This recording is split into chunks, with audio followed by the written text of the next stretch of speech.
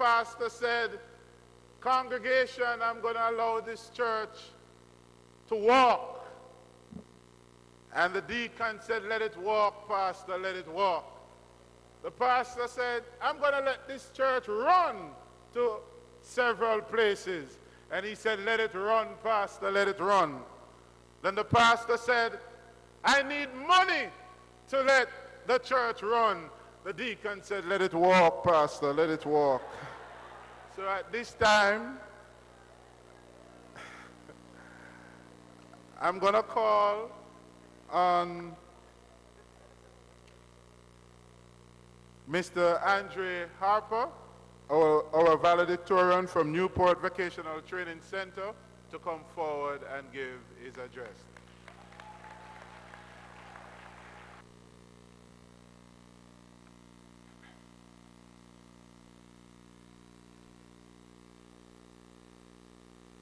Up, up, you mighty race.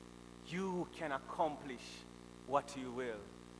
Those are the words echoed by our great national hero, the Right Excellent Marcus Mosiah Garvey.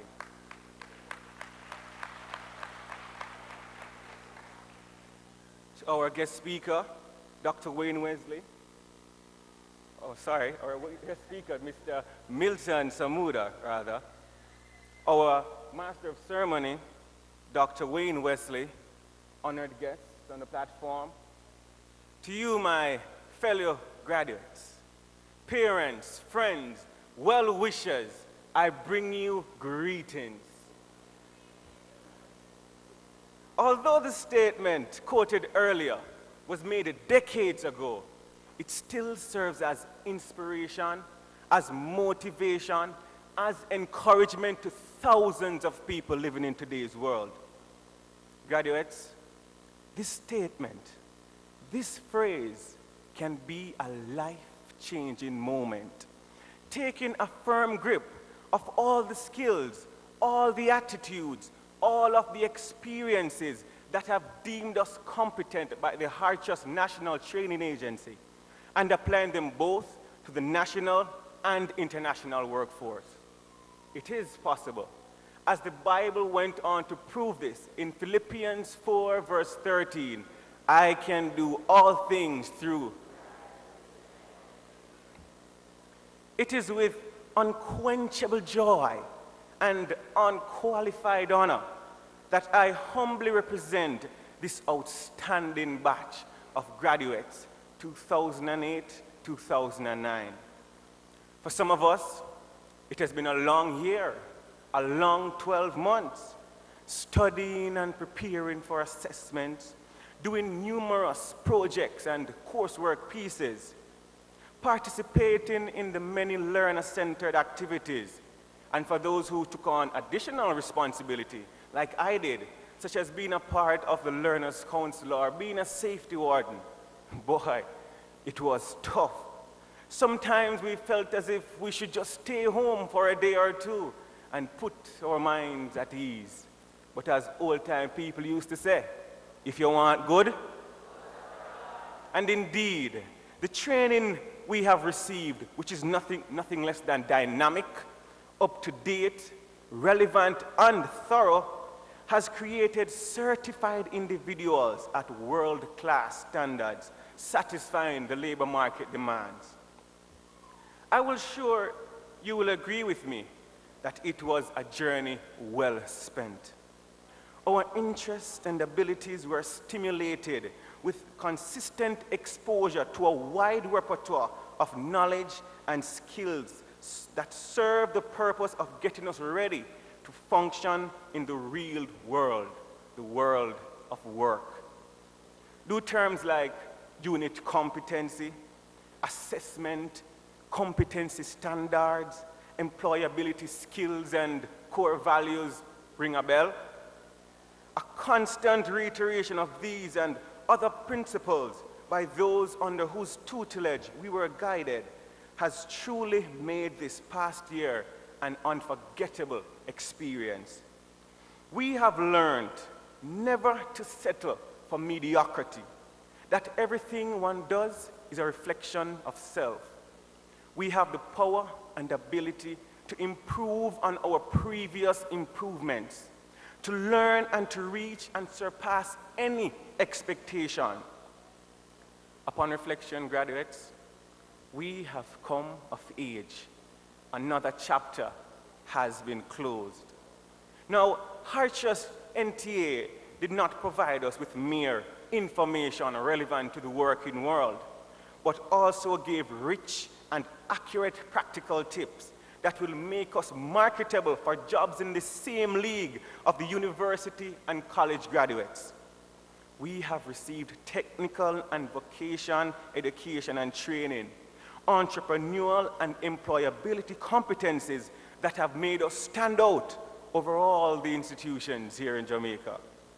As such, we must laud the key contributors and encourage them to never yield in oiling and refueling this employment factory which produces outstanding employees. I make reference to none other than our instructors who continue to pursue this great feat wholeheartedly. And though we as learners might have made it a little difficult at times by not doing our assignments or time or disrupting classes or even worse, failing assessments, still you tarried with us and surmounted all these challenges. We have learned, we have been trained. We are now ready to shine and take our place in the globalized working environment with pride, resilience, and quality. It is a connection that we will have forever. But how could we forget the generous hospitality we received, especially from the cafeteria staff? Remember the tantalizing aroma that filled the cafeterias as the warm cooked lunches were being served? You remember? As we sat and chatted with our friends, and as we knifed and forked the curry chicken, rice and peas, and spooned the soup, the warm, delicious, and nutritious lunches served afforded us the mental and physical drive to consume all the skills and qualities disseminated. We have not forgotten about our administrative workers who made sure that our requests at the offices were met. Our admissions and assessment monitoring officers who drove fear in our hearts whenever the statements of competencies were to be issued. Our career development officers who guided us on our different career paths. Our heads of section and ancillary workers, our hearts go out to you. And at the helm of it all, our managers, our parents, our friends, the persons that have been entrusted with this great responsibility of governing these noble institutions, which indeed have become homes away from our homes. We salute you all. Now, life at Heart was fun in the sun. It created an avenue for athletic drama, competitions, and talent exposition. We had a chance to jump, cheer, scream, laugh. We went beyond the ordinary. Do you remember those fun-filled concerts? The salads on the football field? Striking those 4s and 6s in a fun game of cricket? Remember the netball matches? Or even dropping the baton in the relays and coming in last on the track? Those were the good old days. But my fellow graduates, in these trying times, when the recession has taken such a toll on us, let us run with patience the race that is set before us, looking to Jesus, the author and finisher of our faith.